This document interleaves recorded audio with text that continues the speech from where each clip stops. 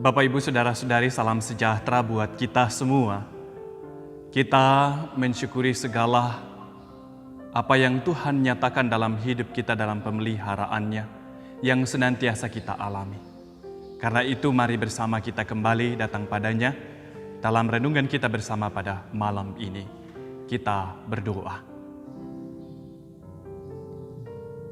Limpah syukur dalam rasa terima kasih kami kepadamu ya Allah. Di malam yang kami boleh alami lagi saat ini dalam perkenaanmu. Kami boleh melewatkan sepanjang hari ini dalam rangkulan damai sejahtera-Mu. Dan saat ini kami bersama akan dimungkinkan oleh-Mu untuk kembali membaca dan merenungkan firman-Mu.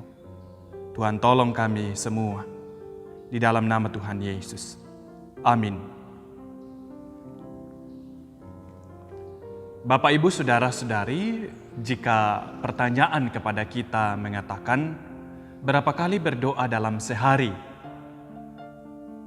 Pasti dengan semangat 45 kita akan mengatakan banyak kali. Dan kalau ditanyakan seharusnya berapa kali?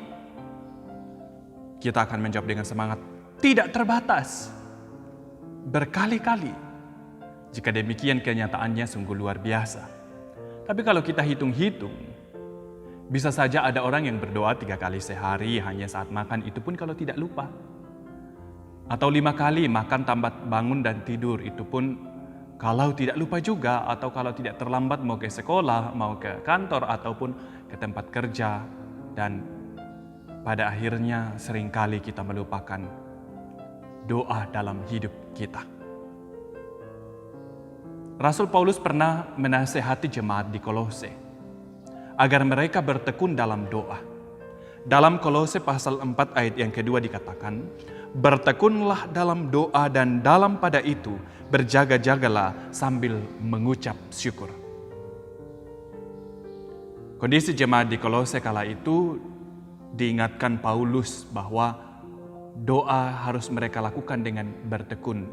Bertekun di sini berarti tanpa batasan, tetapi dengan gairah dan semangat untuk selalu berdoa. Menyatakannya dengan tekun.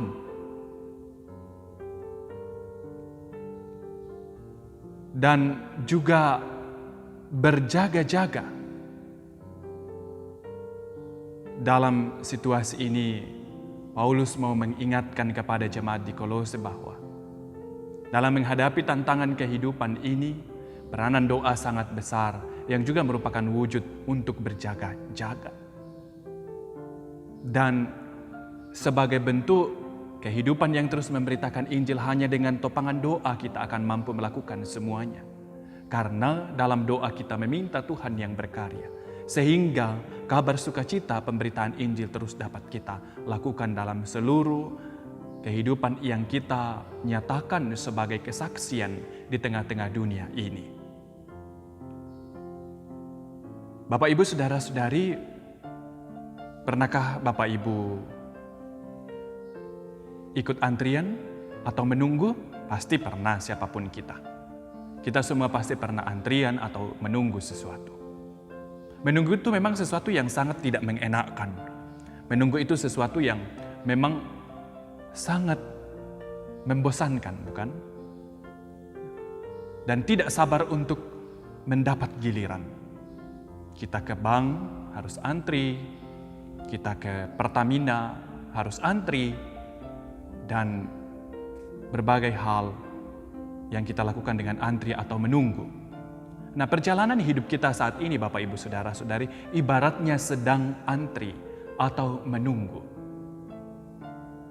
Tiba waktunya kita masing-masing untuk berjalan di jalan di kehidupan kita di dunia ini, bahwa semua kita pasti akan meninggalkan dunia ini. Nah, apa yang kita lakukan saat sedang menunggu atau antri? Kita harus tetap berjaga-jaga. Kita harus tetap berdoa. Dengan berdoa dan berjaga-jaga agar kita dapat terus menjalani hidup kita ini dengan tetap setia. setia dalam melakoni apa yang Tuhan inginkan untuk kita lakukan. Karena itu mari kita bersama dalam perenungan ini menyadari betul bahwa doa sangatlah prinsip dalam kehidupan kita orang beriman. Karena itu mari terus menyatakan doa-doa kita dalam hidup ini. Dalam kehidupan kita sepanjang hari ini kita merenungkan, merefleksikan bagaimana doa kita. Dengan berdoa itu dapat terus menguatkan kita, meneguhkan kita. Tapi kalau kita sudah meninggalkan doa, tidak ingat lagi untuk berdoa, maka itu secara otomatis kita sedang melemahkan kehidupan kerohanian kita dan juga akan berpengaruh pada kehidupan jasmani kita di mana kita akan makin dilemahkan. Karena itu, teruslah tekun berdoa. Dan mulailah ketekunan itu untuk terus berdoa. Baik secara pribadi, berdoa bersama sebagai sebuah rumah tangga, pun sebagai persekutuan orang percaya. Sehingga tantangan dan godaan hidup dapat kita lewati, karena kita terus menyatakan kehidupan yang mengandalkan Tuhan dalam karyanya lewat wujud doa-doa kita. Bapak, Ibu, saudara-saudari jemaat Tuhan, mari kita bersama terus merenungkan kehidupan kita ini. Dalam perjalanan hidup kita sebagai orang beriman, sejauh mana kita mengandalkan Tuhan. Sejauh mana kita menghampiri Tuhan. Ingat, Tuhan hanya sejauh doa. Teruslah berkomunikasi dengan Tuhan. Di masa-masa saat ini yang begitu rupa-rupa kesulitan hadir karena situasi pandemi ini. Adakah doa? Kita terus nyatakan kepada Tuhan. Dan jangan kita berdoa karena musiman saja atau karena misalnya saat kita sulit saja baru berdoa atau sebaliknya saat senang saja. Tapi dalam seluruh perjalanan hidup kita, hendaklah kita tekun menyatakan doa-doa kita dan terus berjaga-jaga agar kita tetap setia sampai akhir, dan yang paling penting terus nyatakan syukur kita kepada Tuhan, Sang Sumber dan Pengendali kehidupan yang kita jalani ini. Amin. Mari kita berdoa. Kepadamu ya Allah, kami berserah diri seutuhnya, sehingga kami terus menyatakan doa-doa kami. Karena hanya dengan karya, tangan kuasa dan kasih-Mu lah kami mampu menapaki hari-hari kehidupan ini dengan segala situasi dan kondisi ini. Kehidupan kami baik pribadi, rumah tangga, pun sebagai sebuah persekutuan. Kami datang terus dalam doa-doa kami kepadamu Tuhan.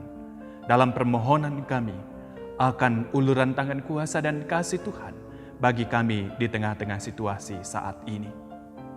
Bapa, kami hanya menggantungkan seluruh kehidupan kami kepadamu. Bahkan ketika malam yang gelap ini meliputi kehidupan kami, terus juga kami hanya bergantung kepada Tuhan. Kami mohon, sertai lindungi kami, berkati kami dalam peristirahatan malam ini, dan kami terus menjalani kehidupan kami dalam kekuatan topangan kuasa dan kasih Tuhan saja. Karya Tuhan terus nyata dalam seluruh perjalanan kehidupan kami. Mohon ampun atas salah dan dosa kami. Di dalam dan demi Yesus Kristus kami datang berdoa. Amin.